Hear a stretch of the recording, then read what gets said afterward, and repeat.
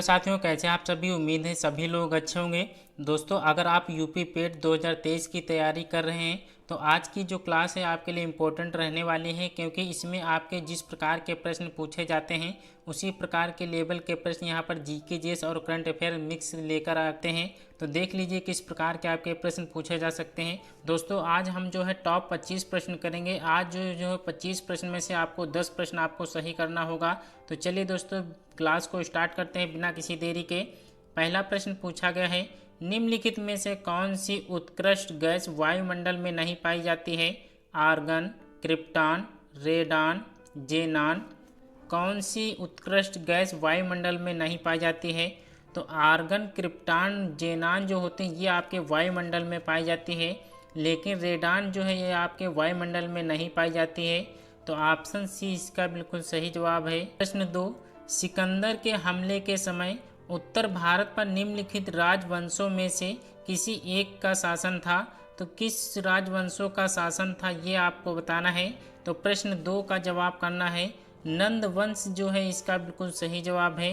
प्रश्न 3, east India company का एकाधिकार पूरी तरह समाप्त करने का वर्ष है।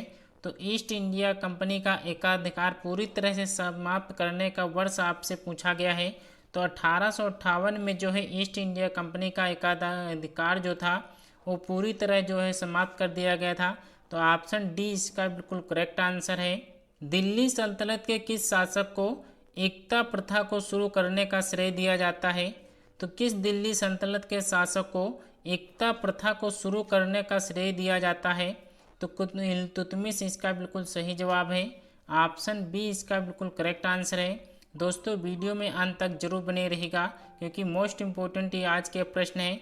अगला प्रश्न, निम्नलिखित में से किस शासक ने 5 दुर्गों की एक श्रृंखला बनाई जिसे मानकोट का दुर्ग कहा जाता है। तो मानकोट का दुर्ग किसे कहा जाता है। तो इस्लाम शाह जो है इसका बिल्कुल करेक्ट आंसर है। अगला प्रश्न, निम्नलिखित सहित तिथवार नीचे दिए गए कूटों में मिलान करना है। दिए गए आंदोलन का जो है मिलान करना है कि कौन सा आंदोलन सबसे पहले हुआ था, कौन सा सबसे बाद में हुआ था।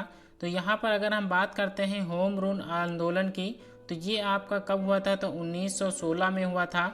अगर हम बात करते हैं रोलेट एक्ट की, तो ये आपका 1919 में हुआ था। इसके बाद जो हम बात करते हैं साइमन कमीशन की, तो ये आपका 1927 में हुआ था। गांधी इरविन समझौता कब हुआ था। तो ये आपका 1931 में हुआ था। यानी फर्स्ट पे जो आएगा ऑप्शन सी आएगा, सेकंड पे जो है फर्स्ट वाला ऑप्शन आएगा, थर्ड पे जो है साइमन कमीशन आएगा, फोर्थ पे जो है गांधी इरविन समझौता आएगा। अगर आपसे भारत में साइमन कमीशन कब आया था, अगर ये आपसे पॉइंट पूछा जाएगा तो 1928 आप लोग सभी लोग ध्यान रखेंगे। अगर कमीशन गठन का अगर आपसे बात की जाए तो 1927 में गठन हुआ था। तो इन सभी पॉइंटों को याद रखना है। भारत से अंग्रेजों के कदम उखाड़ने के लिए रेड शार्ट्स आंदोलन किसने आरंभ किया था। तो जो लाल कुर्ती था उसका आंदोलन जो है किसने आरंभ किया था। तो खान अब्दुल गफ्फार खान ने आरंभ किया था। ऑप्शन ए इसका बिल्कुल करेक्ट आंसर है। दोस्तों, वीडियो पसंद आ रही हो तो एक लाइक कर देना। चैनल पर पहली बार आए हैं तो चैनल को सब्सक्राइब जरूर कर लीजिएगा, क्योंकि यहाँ पर डेली आपको यूपी पेट जीके जीएस की क्लास यहाँ पर देखने को मिलती है, जो कि आपके वेस्ट इम्पोर्टेंट जो प्रश्न होते हैं वही यहाँ पर लेकर आते हैं। प्रश्न का जवाब कौन सा होगा। 1947 ईस्वी में भारतीय राष्ट्रीय कांग्रेस के अध्यक्ष थे। तो 1947 ईस्वी में भारतीय राष्ट्रीय कांग्रेस के जो अध्यक्ष थे वो JB कृपलानी जी थी। ऑप्शन ए इसका बिल्कुल करेक्ट आंसर है। अगला प्रश्न, सूची फर्स्ट को सूची सेकंड से मिलान करना है। दिए गए कोयला क्षेत्र को उनकी घाटी से संबंधित आपको बताना है।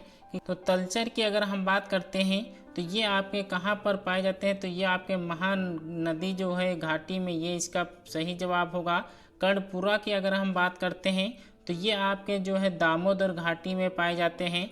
सिंगरौली जो है आपके यहाँ पर अगर इसकी बात करते हैं तो सिंगरौली जो है आपके सोन घाटी से संबंधित है। अगर सिंगरेनी की बात करते हैं तो ये आपकी गोदावरी घाटी से संबंधित है। तो ये सभी पॉइंट जो है आप सभी को अच्छे से याद कर लेना है, और ऐसे प्रश्न जो है आपके आरओ में ज़रूर देखने को मिलते हैं। सामाजिक न्याय एवं समता के साथ आर्थिक विकास किस पंचवर्षीय योजना का प्रमुख उद्देश्य था? तो किस पंचवर्षीय योजना का मुख्य आदेश था? तो 9वीं पंचवर्षीय जो योजना थी उसमें सामाजिक न्याय एवं समता के साथ आर्थिक विकास जो है इसमें सब प्रमुख उद्देश्य था। तो ऑप्शन सी इसका बिल्कुल करेक्ट आंसर है। अगला प्रश्न, भारत में समुद्र तल से सर्वाधिक ऊंचाई पर क्रिकेट का मैदान किस राज्य में स्थित है? मोस्ट इम्पोर्टेंट ये प्रश्न है। तो ये आपके हिमाचल प्रदेश में स्थित है। ऑप्शन ए इसका बिल्कुल करेक्ट आंसर है। प्रश्न, निम्नलिखित में से किस ग्रंथ से महात्मा बुद्ध की शिक्षाओं की जानकारी मिलती है? मोस्ट इम्पोर्टेंट है। तो महात्मा बुद्ध की शिक्षाओं की जानकारी जो है किस ग्रंथ से मिलती है?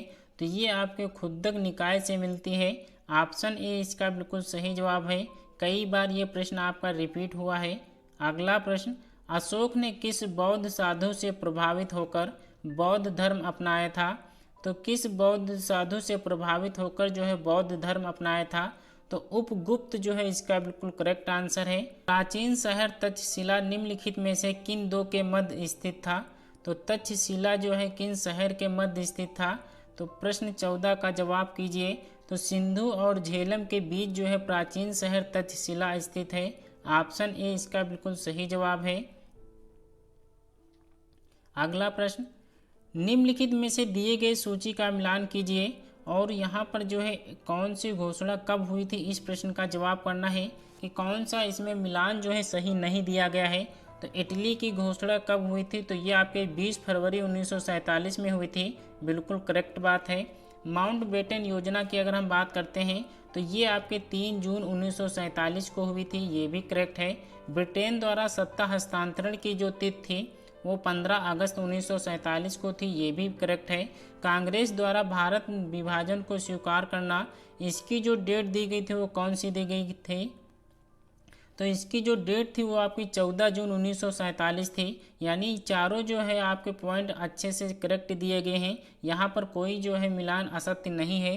तो ये पॉइंट आप सभी को अच्छे से याद कर लेना है। अगला प्रश्न, उत्तर भारत में चक्रवाती वर्षा किस मौसम में होती है? प्रश्न 16 का जवाब दीजिए। तो उत्तर भारत में चक्रवाती वर्षा किस मौसम में होती है? तो ये आपके जाड़े के मौसम में होती है। ऑप्शन बी इसका करेक्ट आंसर है। अगला प्रश्न, निम्नलिखित में से कौन सा राज्य भारत में मैग्नीज का सर्वाधिक उत्पादन करता है? वेरी मोस्ट आईएमपी क्वेश्चन है। इस प्रकार के प्रश्न आपके यूपी पेट में जरूर पूछे जाते हैं। तो भारत में मैग्नीज का सर्वाधिक उत्पादन जो है कौन सा राज्य करता है? तो ये आपका उड़ीसा राज्य करता है। ऑप्शन डी इसका बिल्कुल करेक्ट आंसर है। लक्षद्वीप द्वीप समूह का मुख्यालय कहाँ है? तो ये आपका लक्षद्वीप का समूह का मुख्यालय जो है ये आपके कवारत्ती में है। ऑप्शन ए इसका बिल्कुल करेक्ट आंसर है।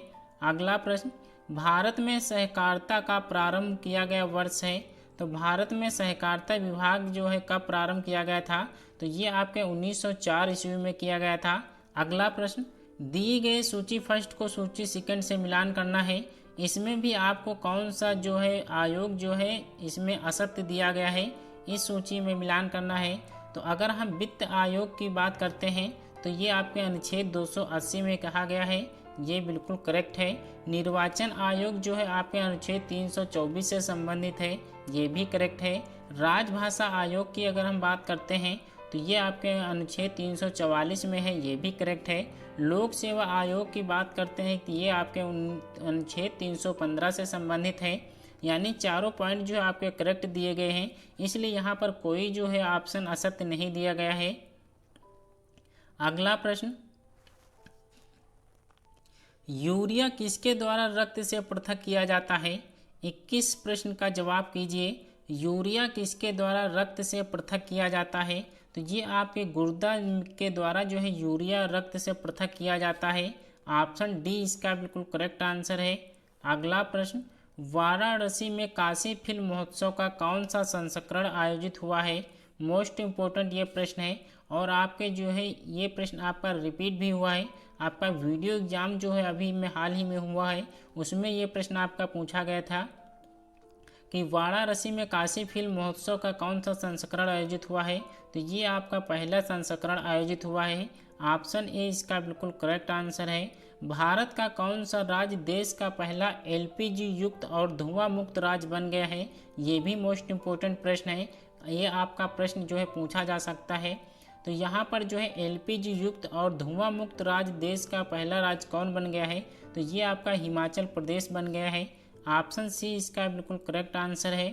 कौन सा हाईकोर्ट भारत का पहला पेपरलेस हाईकोर्ट बन गया है? प्रश्न 24 का जवाब कीजिए। तो भारत का पहला पेपरलेस हाईकोर्ट जो बन गया है वो आपका कौन सा बन गया है? तो ये आपका केरल हाईकोर्ट इसका बिल्कुल करेक्ट आंसर है। अगला प्रश्न, नेताजी सुभाष चंद्र बोस की स्मृति में एक संकल्प स्मारक राष्ट्र को कहाँ समर्पित किया गया है? हालांकि ये आपका करंट अफेयर्स का पुराना क्वेश्चन है, लेकिन ये आपका उम्मीद है कि इस बार जो है यूपी पेट में ज़रूर पूछेगा, क्योंकि एक साल के पीछे का भी पूछ लेता है। तो नेताजी सुभाष चंद्र बोस की स्मृति में एक संकल्प स्मारक राष्ट्र को कहाँ समर्पित किया गया है? तो ये आपके अंडमान निकोबार में समर्पित किया गया है। ऑप्शन सी इसका बिल्कुल करेक्ट आंसर है। दोस्तों हमने आज टॉप 25 प्रश्न किए हैं जो कि वेरी मोस्ट इंपॉर्टेंट आज के प्रश्न थे। दोस्तों आज के अगर 25 प्रश्न में से आपका 10 से 15 प्रश्न अगर आप सही कर पा रहे हैं तो आपकी जो है जीके जीएस में अच्छी तैयारी है। दोस्तों अगर आप यहाँ पर जो है 35 से 40 प्रश्न आप जीके जीएस से वहाँ पर पूछे जाते हैं, अगर आप सभी प्रश्नों को सही करना चाहते हैं तो आपको मेरे चैनल पर जो है आपको इसी प्रकार की वीडियो अपलोड मिलेगी जिस प्रकार के आपके जीके जीएस और करंट अफेयर्स के प्रश्न पूछे जाते हैं। संपूर्ण तैयारी जो है आपकी यूपी पेट की यहाँ पर की जाती है। तो दोस्तों अगर आप चैनल पर पहली बार आए हैं तो चैनल को सब्सक्राइब जरूर कर लीजिएगा और बेल आइकन को भी जरूर प्रेस कर दीजिएगा, जिससे आने वाली नोटिफिकेशन का जो है आपको जो है सबसे पहले मिल सके। तो चलिए दोस्तों आज की क्लास को यहीं पे विराम देते हैं, मिलते हैं नेक्स्ट वीडियो में। तब तक के लिए अपना ख्याल रखिएगा। जय हिंद, जय भारत।